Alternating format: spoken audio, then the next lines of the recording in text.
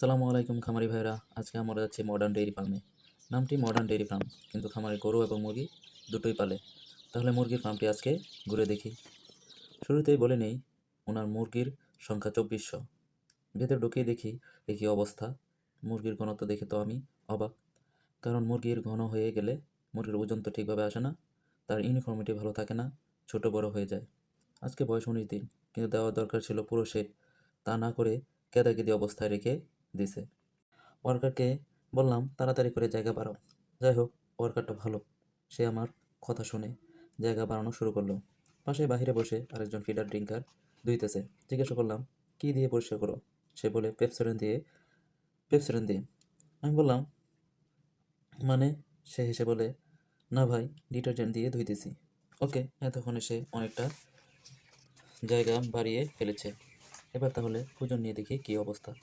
তাদেরকে বললাম, স্কেলটা নিয়ে আসো, ওজন নিয়ে দেখি কী অবস্থা। মুরগিগুলো দুজনেই ধরলো। 10টি মুরগি ধরা হলো এবং ওজন নিলাম। ওজন নিয়ে অ্যাভারেজ 812 গ্রাম পেলাম, যা 19 দিনে কিছুটা কম। 850 গ্রাম হলে ভালো হতো। আর একটু বলি, এই ফার্মের মালিকের নাম হালিম। উনি ফার্মে নাই, তাছাড়া উনি একজন কলেজের প্রফেসর, সাথে মুরগির খামার এবং গরুর খামার দুটোই আছে।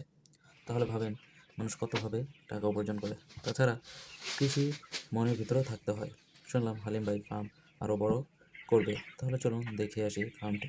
তার আগে দেখাই হালিম ভাইয়ের গরুর ফার্মটি। ওই যে দেখা যায় ফার্মটি। যাক, আজকে আর গরুর ফার্ম এর ভিতরে না যায়, মুরগির ফার্মটাই দেখি। বাহ, ভালোই ফার্মটি। উনি গরু যেমন পালেন, মুরগিও পালেন, আবার সাথে অনেক বড় ফিশারিও আছে। ফিশারি প্রায় 4-5টা পুকুর আছে ওনার। দেখেন ফার্মটি কত সুন্দর। নিচে কংক্রিটের ফ্লোর, উপরে টিন। দুইজন লোক মেরামতের কাজ করতেছে। মাঝখানে দেখি ইটের দেয়ালের গর্ত।